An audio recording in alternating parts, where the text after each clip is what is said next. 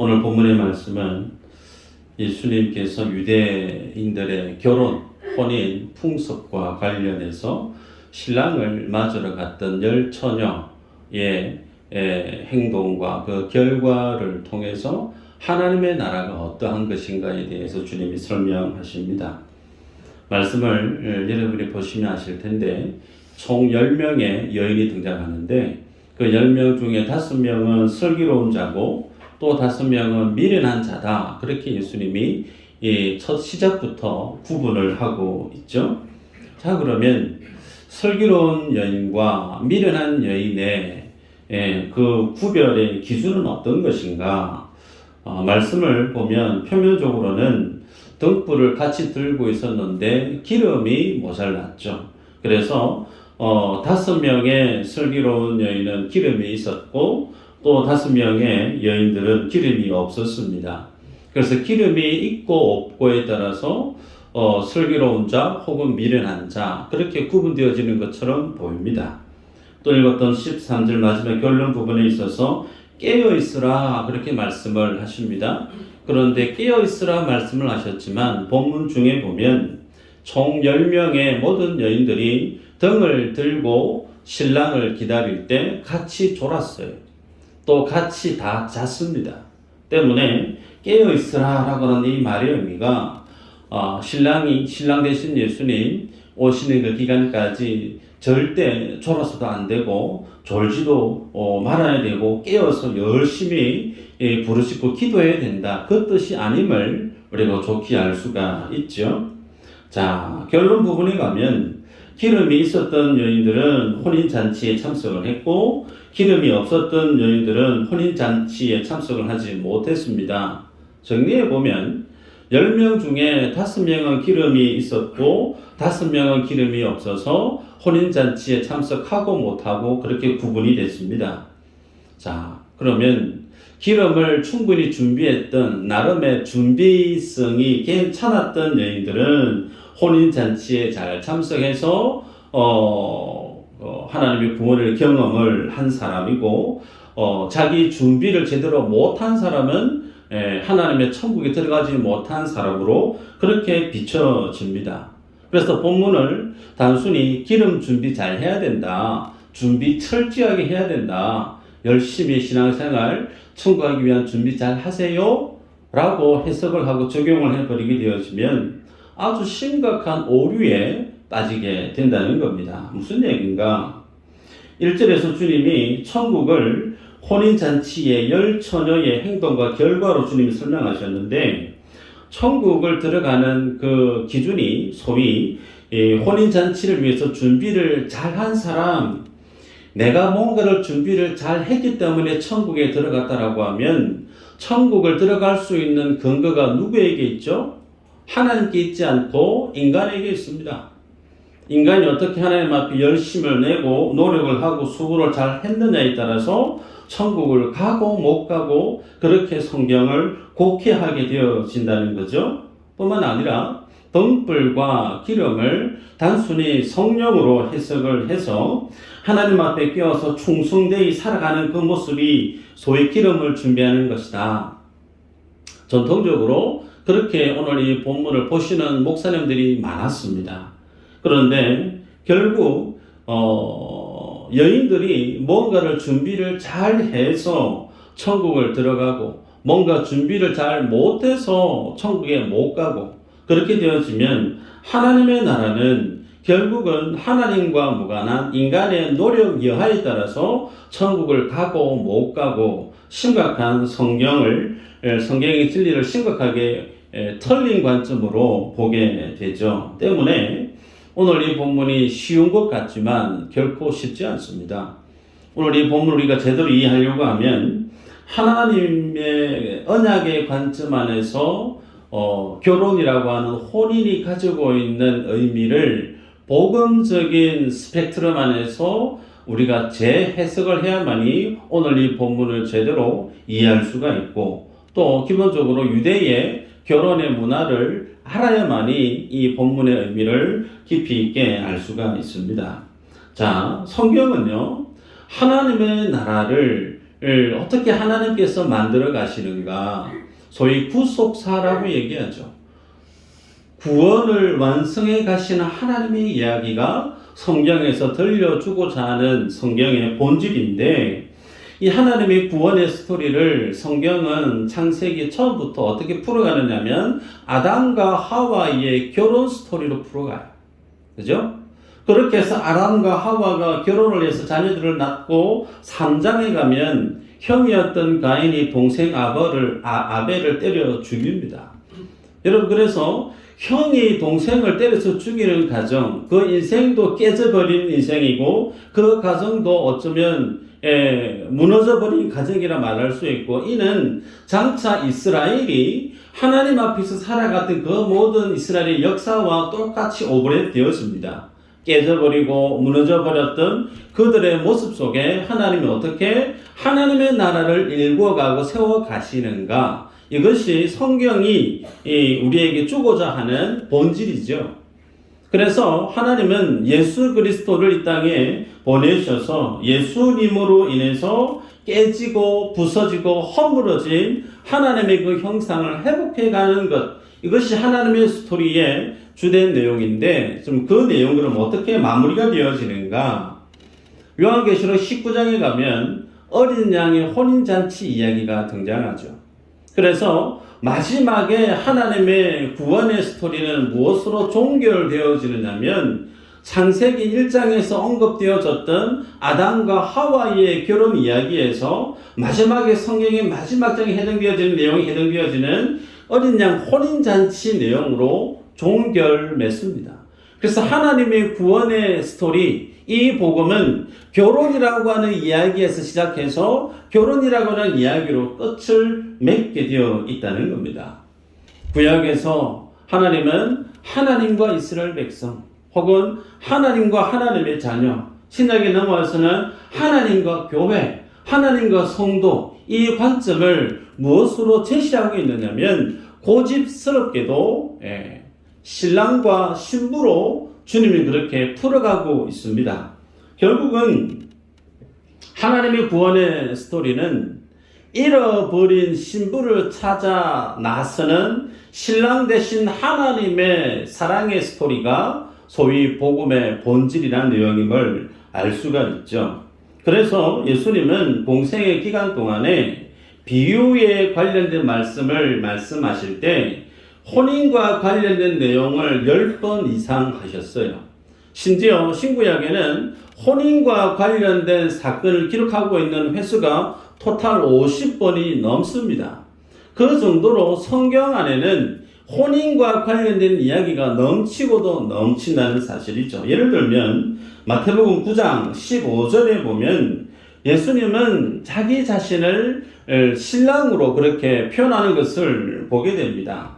자, 요한복음 14장 2, 3절이 있는데 한번 읽어볼까요? 요한복음 14장 2절 3절 시작.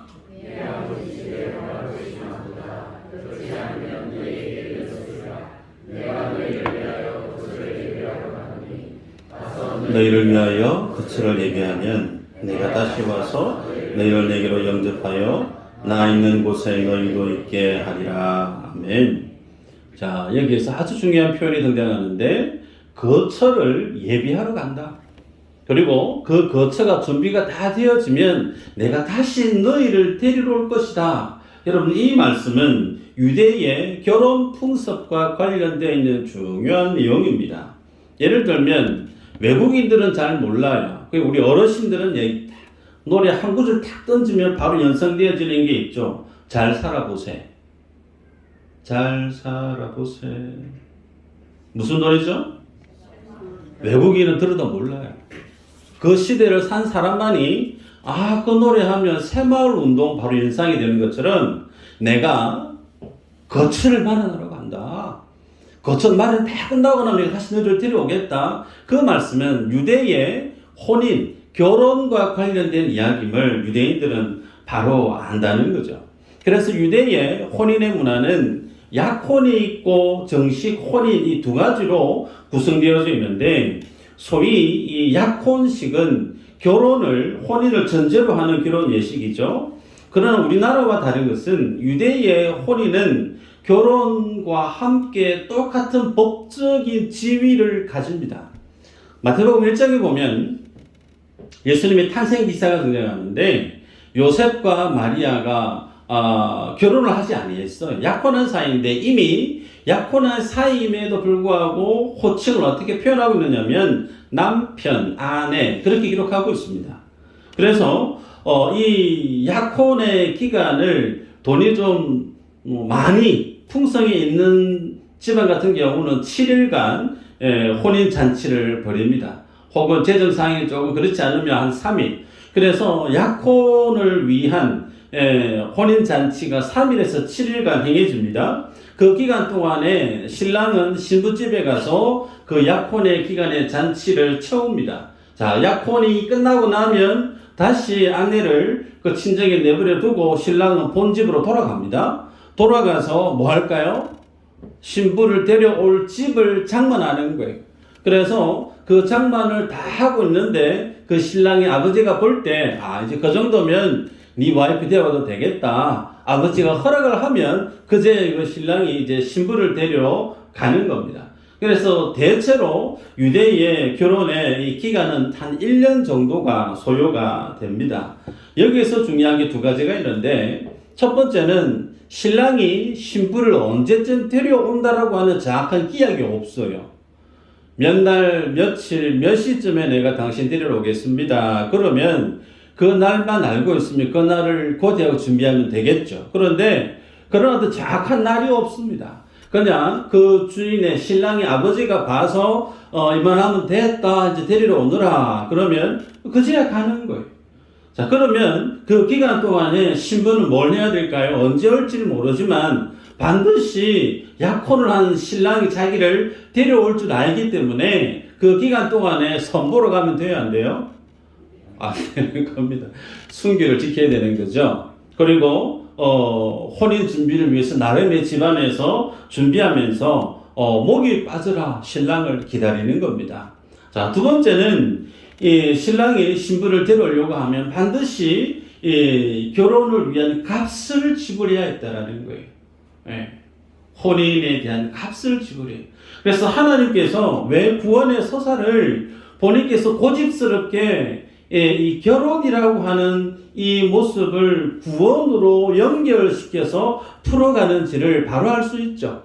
예수 그리스도께서 자신의 피값을 쏟아내시고 생명의 값을 지불하심으로 우리들을 하나님의 언약 백성들을 하나님의 자녀로 삼아 주셨습니다. 그래서 예수님께서 값을 지불하셨기 때문에 그 주님의 자녀된 모든 이들은 예수 그리스도의 소유된 하나님의 백성이고 또 하나님의 신부된 자들임을 우리가 알 수 있습니다. 자, 그렇기에 오늘 본문의 열 처녀 비유가 갖는 하나님 나라의 모습은 예수 그리스도 이 땅에 재림하시는 내용 그리고 예수님 이 땅에 재림하시고 난 이후에 심판의 의미를 같이 포함하고 있는 것임을 우리가 알 수 있습니다. 자, 이런 어떤 기본적인 이해를 갖고 오늘 본문을 보게 될 때 어제 장로님 댁에서 김성국 장로님 댁에서 결혼을 하셨지만 결혼을 우리가 표현할 때 인륜지 대사다 그렇게 표현을 합니다. 정말 인생에서 큰 일이죠. 그 큰 일을 잘 준비를 해서 성대하게 참 복되게 기쁘게 그 결혼식을 잘 마무리하는 거 혼주 집안에서는 당연히 최고의 가치고 중요한 내용이 아닐 수가 없습니다. 그래서 유대인들에게 있어서 이 결혼식을 준비하기 위해서 많이 준비해야 될 것들 중에 참 최고로 준비를 잘 해야 되는 것 중에 하나가 뭐냐면 포도주죠. 예수님이 공생의 사역 가운데 첫 번째 이적, 표적을 행했던 사건이 포도주 사건 아닙니까? 그래서 가장 중요한 것 중에 하나가 뭐냐면 최상품의 포도주를 그 혼주 집안이 준비를 잘 했느냐. 그 포도주가 떨어지거나 포도주 품질이 좀 수준 이하면은 큰 신뢰가 되어지죠. 두 번째 중요한 게 뭐냐면 신부의 친구들로 구성된 들러리입니다. 오늘 본문에 등장하는 10명의 처녀들, 이 들러리라 보면 되는데 이들이 신랑을 맞을 준비를 하고 있는 거예요. 그래서 등을 들고 신랑이 언제 올지 모르지만 온다라고 하는 소식이 들릴 때 그 신랑을 맞이하는 일을 해야 되죠. 여러분 생각해 보시면 가장 먼저 맞이하는 장본인이 누구냐면 이 신부의 들러리 10명의 역할입니다. 신랑이 오는데 들러리들이 적절히 환영을 하지 않고 그 자리를 제대로 역할을 수행하지 못하면 그 이후에 펼쳐지는 모든 결혼 예식은 흠이 생길 수밖에 없죠. 때문에 신랑을 맞이하는 들러리 그 역할은 아무에게나 맡길 수 있는가? 아무에게나 맡길 수 없죠. 정말 신부 입장에서 꽤 신뢰가 가는 사람, 꽤 친한 사람, 혹은 친구, 지인에게 그 역할을 다분히 맡길 겁니다. 그래서 무슨 일이 있어도 들러리에서의 그 역할을 잘 해서 결혼식이 정말 성대하게 귀하게 잘 마무리되게끔 그 역할을 맡길 겁니다. 자, 그런 이유에서 10명의 처녀들이, 여인들이 신랑을 기다리고 있는데, 자, 본문에 보면, 근데 신랑이 늦게 오는 거예요. 좀 일찍 오면 참 감사할 것 같은데, 늦게 옵니다. 또 언제 도착할지, 몇 시에 올지 정확히 잘 몰라요. 그러다 보니, 5명의 여인들은 기름이 이제 거의 다 끝나가는 겁니다. 등불에 기름이 없다 보니 기름이 이제 다 떨어지면 등불이 끌 수밖에 없으니까 나머지 5명의 여인들에게 부탁을 하죠.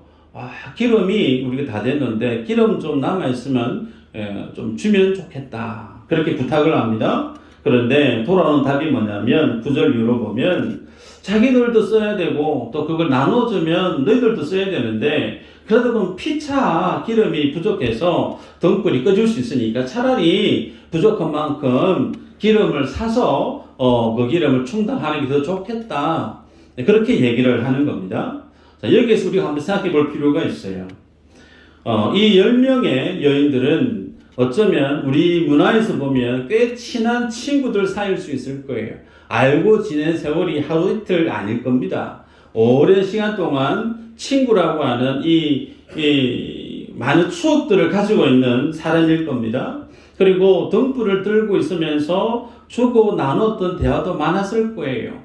수다도 떨면서 웃으면서 심지어는 오랜 시간 등불 들고 기다리다 보니까 피곤한 거죠. 그래서 졸았습니다. 심지어 같이 잠을 자기도 했어요. 그 시간을 같이 겪은 사람들인데 기름이 부족하다고 하니까 우리 같으면 있는 기름을 조금 나눠줄 수도 있을 것 같습니다. 그런데 기름 나눠주지 않는 겁니다. 이런 모습을 보면 인간적인 도리나 정의나 사랑의 모습에서 비춰보면 이 여인들의 모습이 상당히 매정해 보이는 듯해지죠. 그래서 결국 기름이 이제 모자라서 없었던 여인들은 기름을 사러 갑니다. 기름을 사러 간 사이에 무슨 일이 일어났냐면 신랑이 도착을 해요.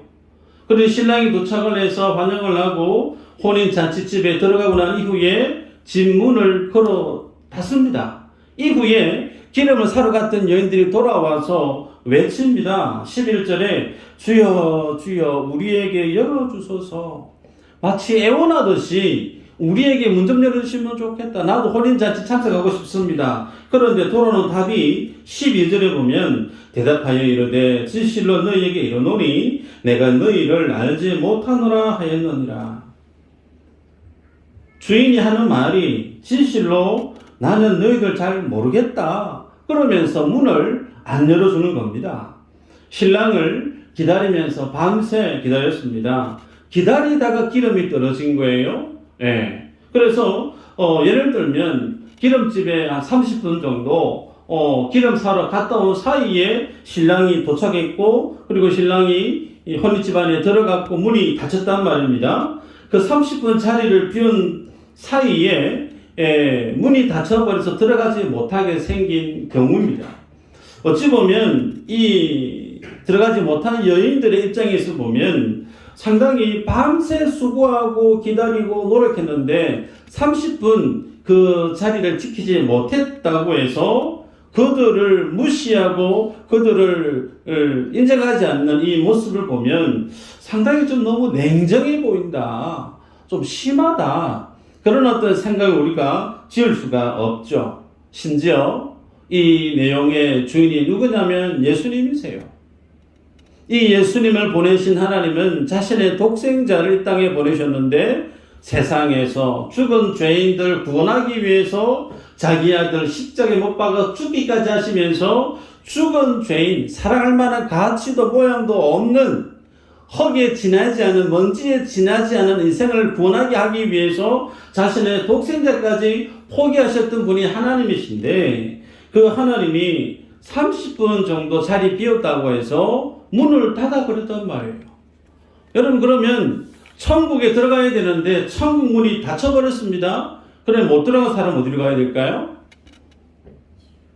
지옥이에요. 네. 분명히 자리를 비운 것은 자기 책임이 맞죠. 예. 기름을 준비를 잘 못한 거 자기 책임 맞습니다. 그런데 그렇다고 해서 잠시 잠깐 자리 비었다고 해서 천국 문을 그냥 닫아버린다? 예를 들어서 신랑이 일찍 왔으면 자리 비울 일이 없죠. 신랑이 조금 일찍 왔으면 가지고 있었던 등불만으로도 좋게 즐거운 시간을 맞고 같이 혼인잔치 집 안으로 들어갈 수 있었을 겁니다. 그런데 신랑 기다리다가 신랑이 늦게 오니까 졸기도 하고 자기도 하고 결국 그렇게 애쓰고 수고했는데 그렇게 애쓰고 수고한 것은 전혀 인정하지도 않고 30분 정도 자리 비운 것 때문에 지옥으로 가거라 라고 여러분 이렇게 천국을 설명한다고 하면 이 천국 얼마나 비정하고 냉정한 곳인가. 여러분이 알고 있었던 천국에 대한 이미지와 오늘 본문에 주님이 설명하고 있는 천국의 이미지가 사뭇 다르지 않겠나 싶습니다. 그런데 이렇게 냉정하고 차디찬 이런 어떤 천국의 이미지, 이 내용을 누가 설명하고 있느냐면 예수님이 말씀하고 있어요. 우리가 뭘 항변할 수가 없습니다. 그러면 정리해보면 천국은 어떤 곳인가?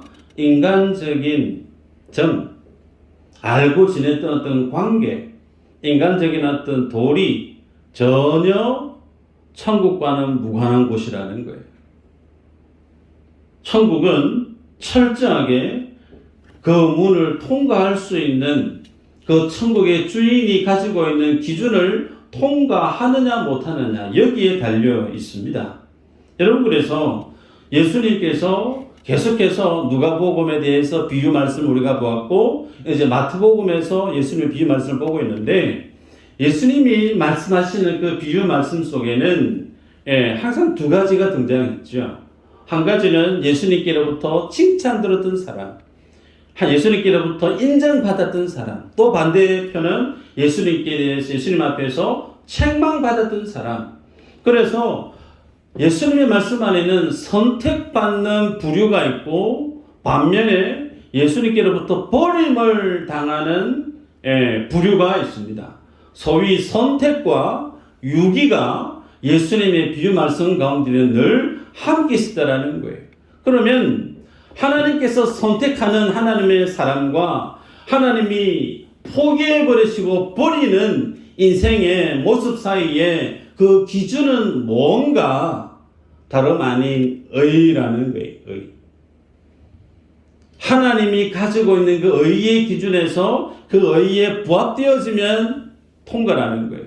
그 주님이 가지신 의의 기준에 합하지 않으면 통과 못한다는 겁니다. 자, 그러면 이 의에 대한 내용을 우리가 생각해 볼 필요가 있는데 마태복음 7장 21절에서 23절 말씀이 있죠. 한번 읽어볼까요? 시작.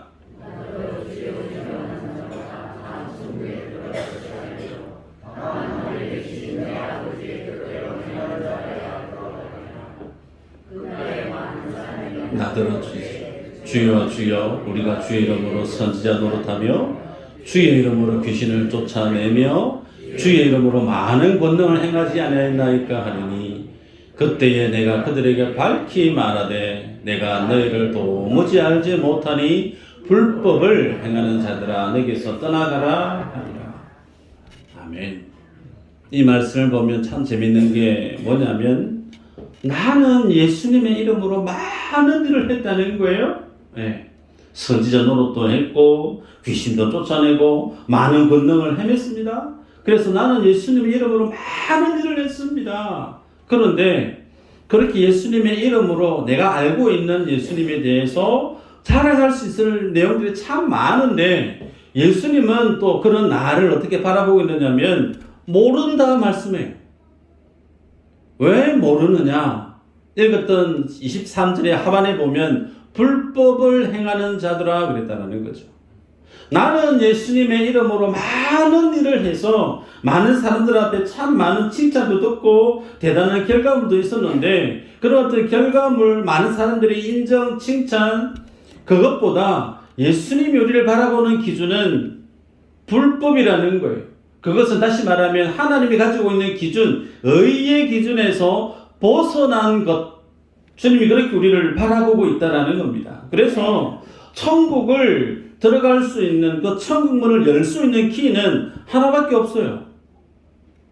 그 키는 하나님이 인정하시는 의라고 하는 키를 가지고 있느냐.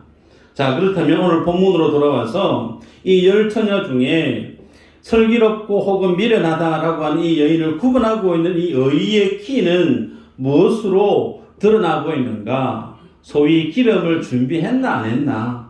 기름이 있나 없나? 마치 그렇게 보이지만 본질은 그게 아닙니다. 본질은 누가 신랑을 진심으로 다해 기뻐하고 기다렸느냐라는 거예요. 표면상으로는 기름이 있고 없고 그게 중요한 게 아니라는 거예요. 왜 기름이 있었고 왜 기름이 없었느냐? 본질은 5명의 슬기로운 여인은 그 신랑을 정말 기대했다라는 거예요. 보고 싶었고 고대했고 원했고 그래서 그 마음이 오롯이 신랑에게 집중하다 보니까 기름이 필요함을 깨달았다라는 거예요. 그래서 읽었던 본문의 마지막 13절에 가면 그런즉 깨어있으라 너희는 그 날과 그 때를 알지 못하느니라 그랬습니다. 깨어있으라. 서두에 보았죠. 10명 전부 다 졸고 잤습니다. 그런데 졸고 자고 있었던 가운데 5명의 슬기로운 자들에 대해서 깨어 있었다라고 주님이 평가하고 있단 말이죠. 그래서 깨어 있다라고 하는 말의 의미가 뭐냐? 마음이 신랑이 오기를 정말 고대하고 기대하고 기쁜 마음으로 신랑에게 마음이 집중해 있었다라는 겁니다. 그것이 무엇으로 드러났느냐면 그래서 기름이 5명의 여인에게는 있었고 그 마음이 없었던 여인들은 단순히 내가 10명의 들리는 중에 5명이니까 내가 포함되어 있으니까 가서 등 들고 기다리면 되겠구나. 그냥 생각 없이 신랑에 대한 기대감이나 신랑에 대한 어떤 기쁨이나 그런 마음 없이 그냥 내 주어진 일이니까 해야 될 일이니까 그냥 가서 기다렸다라는 겁니다. 여기에 대해서 우리가 확인해 볼 필요가 있는 말씀이 있는데 24장 44절 45절 한번 읽어볼까요? 같이 읽어보십시다. 시작. 이러므로 너희도 준비하고 있으라. 생각하지 않은 때에 인자가 오리라. 충성되고 지혜 있는 종이 되어 주인에게 그 집 사람들을 맡아 때를 따라 양식을 나눠줄 자가 누구냐. 자, 이 말씀을 보면 신랑이 언제 올지 몰랐던 것처럼 주인이 언제 올지 몰라요. 그런데 주인이 언제 올지 모르지만 그 주인이 충성되고 지혜 있는 종이 어떤 역할을 했느냐? 때를 따라 양식을 나누어 주었다라는 겁니다. 양식을 나누어 주었다. 반면에 충성되고 지혜롭지 못한 종의 모습은 51절에 그렇게 주님이 책망하듯 말씀하시는데 어미 때리고 외식하는 자가 받는 벌에 처리니 거기서 슬피 울며 이를 갈리라.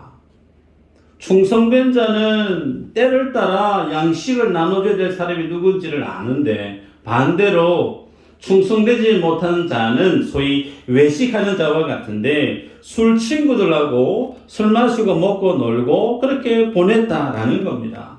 자, 이 관점을 그대로 오늘 본문에 적용해 보면 슬기로운 사람, 그리고 미련한 사람, 깨어있는 사람, 잠자고 있는 사람, 여기에 기준이 무엇으로 구분되어지느냐면 신랑에 대한 마음이 있느냐. 충성되고 지혜로운 종은 그 마음이 주인과 같아요.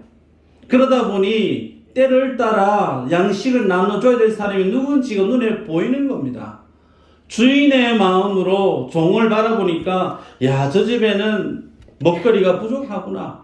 저 집에는 돈이 좀 부족하구나. 저 집에는 몸이 좀 아프구나. 내가 뭘 어떻게 도와줘야 될까? 주인의 마음으로 동료들을 바라보니까 그들의 필요가 눈에 보이는 거예요.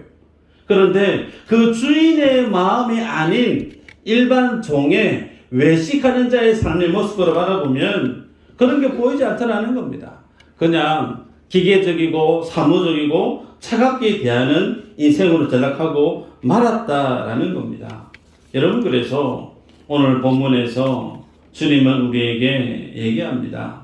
신랑이 언제 올지 몰랐기 때문에 5명의 슬기로운 여인들은 그 신랑에게 마음을 오롯이 집중하다 보니까 언제 올지 모르니 당연히 기름이 떨어질 수 있겠구나. 그걸 깨달았다라는 거예요. 그 모습을 주님이 무엇으로 평가했느냐? 너는 깨어있구나. 너는 의롭구나. 너는 착하고 충성되구나. 주님이 그렇게 평가하고 있다는 겁니다. 신랑이 혹은 남자친구가 밖에 일하러 갔습니다. 와이프가 싸줄 수도 있고 여자친구가 도시락을 싸줄 수도 있는데 도시락을 딱 펼쳐봅니다. 어떤 친구는 도시락에 하트가 있어요. 그리고 도시락 먹고 나니까 옆에 물도 있고 음료수도 있고 과일도 조금 먹게 있고 또 이빨새 뭐가 이물질이 끼면 안 되니까 이쑤시개도 다 포장되어 있는 거예요. 근데 어떤 친구는 도시락을 다 열었는데 숟가락이 없어요. 젓가락이 없어요. 혹은 먹고 난 다음에 물도 좀 마시고 싶은데 물도 없어요.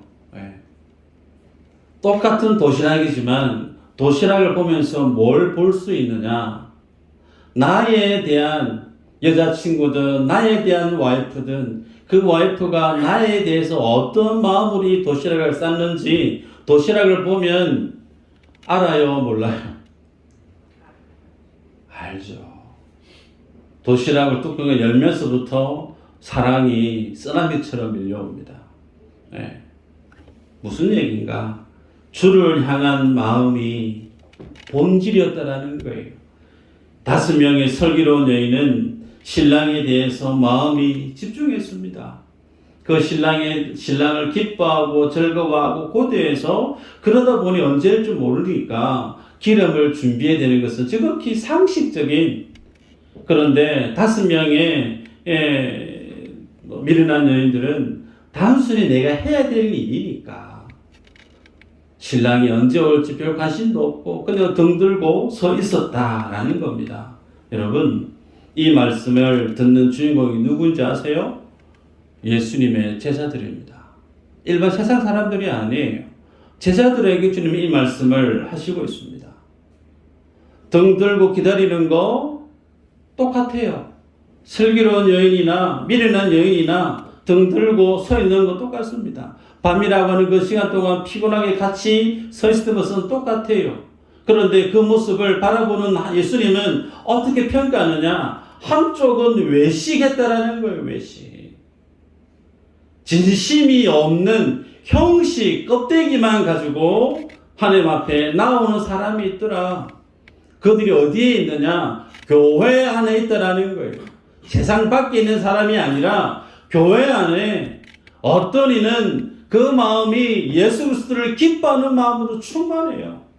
그 주님을 기뻐해서, 그 주님을 사랑해서, 그 주님이 기뻐하신 일이라면 내가 뭘 해야 될까? 마치 충성된 종이 주인의 마음과 맞닿아 있어서 그 주인의 시각으로 보는 거예요.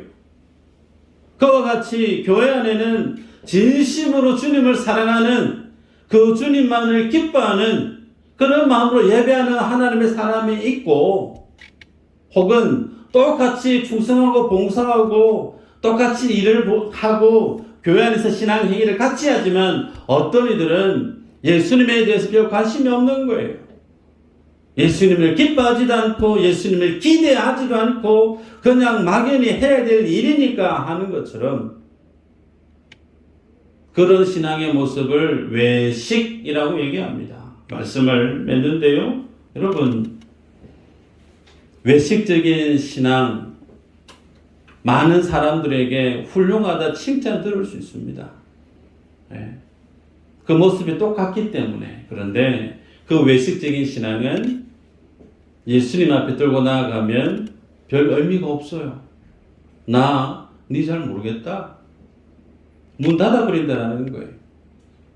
세상에서, 교회 안에서 칭찬을 들을 수 있으나 하나님 앞에서는 구원과 전혀 무관한 신앙의 행위, 하나님의 마음을 지니고 십자가 은혜 앞에서 호흡하는 것처럼, 그렇게 십자가의 온도가 내 속에 들끓는 용광로처럼 그렇게 꿈틀꿈틀대야 되는데, 그 주님의 십자가 은혜에 대해서는 전혀 감각이 없고 그냥 형식처럼 그렇게 교회 문턱을 넘나드는 신앙인, 그 신앙은 천국과 무관하다라고 주님이 말씀합니다.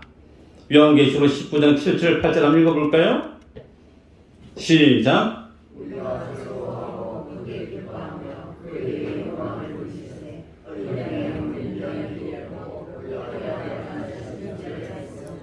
그에게 빛나고 깨끗한 세마포 옷을 입도록 허락하셨으니 이 세마포 옷은 성도들의 옳은 행실이로다 하더라. 아멘. 자, 하나님의 구속의 스토리의 마지막 부분인데요, 어린 양 혼인잔치가 있습니다. 그런데 이 혼인잔치 어떤 사람만 참석할 수 있느냐?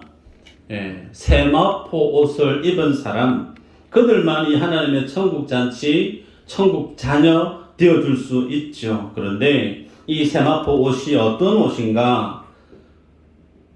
8절, 7절, 8절에 보면, 7절에는 그의 아내가 자신을 준비한 거, 세마포 옷, 마치 내가 준비한 것처럼 이렇게 설명하고 있어요. 8절에는 그 세마포 옷을 어떻게 설명하느냐면, 성도들의 옳은 행실, 그렇게 기록하고 있습니다. 그래서 성도의 옳은 행실, 그것을 하나님은 세마포 옷이다, 그렇게 설명하고 있는데, 이 세마포 옷을 가지고 있는 자가 소위 하나님의 나라, 그 문턱을 넘나드는 의의 키임을 그렇게 설명을 합니다. 자, 그러면 이 세마포 옷, 내가 주님 앞에 열심히 준비한 것인데 여기에서 중요한 내용이 있죠. 7절에 보면 세마포 옷을 입도록 허락했다라는 표현이 있어요. 내가 만드는 거예요, 세마포 옷. 그런데 그 세마포 내가 만드는데 중요한 게 뭐냐면, 그 세마포 옷을 입도록 누가 허락해야만이 그 세마포 옷을 만들 수 있느냐? 하나님이 허락해야 된다는 거예요. 하나님이 내게 성도로서의 옳은 행실을 할 수 있는 마음을 부어주셔야 내가 성도로서의 옳은 행실을 교회 안에서, 세상에서, 인생 가운데 살아낼 수 있다라는 겁니다. 이는 결국은 십자가 은혜와 맞닿아 있다라는 거예요. 내가 예수님의 피값으로 구원받은 하나님의 신부임을 아는 사람, 살아가는 날 동안에 하나밖에 신경 쓸 게 없어요. 신부가 신랑을 맡기까지 집중해야 될 것은 신랑이 언제 올까? 그 신랑에게 마음이 고정되어 있어야 되는 거예요. 이거 하나입니다. 그 마음으로 주어진 날들을 하루하루 살아가는 그 모든 날들 중에, 그 모든 날 중에 행하는 그 모든 일들, 그것을 오늘 본문에서 마지막에 성도들의 옳은 행실이라고 얘기하고 있어요. 여러분들이 신앙생활 하시면서 주님 앞에 설날이 올 겁니다. 그죠? 다 주님 앞에 설날이 올 텐데, 그 주님 앞에 서는 그날까지 그 기다리는 시간 동안에 내가 어떤 마음으로 주님 앞에 살아가야 되느냐? 성도의 옳은 행실로 살아가는 그 삶에 대해서만 하나님이 오케이 들어오느라. 그 옳은 행실 무엇으로 구비되어진다고요? 하나님이 허락해야 된다는 거예요. 그 십자가 은혜를 알고 그 주님의 피값을 알고 그 은혜를 아는 자는 주를 위해 살아가는 하루하루 사명의 헌신의 충성의 그 시간들이 아이고 더블에 아이고 힘들어라 못해 먹겠다 그게 아니고 더워서 감사합니다. 할렐루야. 힘들어서 감사합니다. 특별히 나한테 일을 맡기시는 게 감사합니다. 여러분 십자가 은혜가 없이는 이 삶을 살아낼 수 있을까요? 못합니다. 목사면 될까요? 천만에요. 중직자면 그냥 될까요? 불가능합니다. 똑같습니다. 우리들은 그 주님의 은혜를 모르면 십자가에 피 흘린 그 값의 가치를 모르면 우리들은 미련한 5명의 여인과 똑같다라는 거예요. 아멘. 여러분 주님이 찾으시는 이 믿음의 사랑, 진심으로 주님을 기뻐하고 그 주님 앞에 부끄러울 것이 없는 험없는 그리스도의 신부로 그 모든 날들을 주님을 기뻐하면서 감당해 내므로 옳은 행실이라고 하는 이 하나님의 인정을 다 받아 누리는 여러분 다 되시기를 주의 이름으로 축복합니다.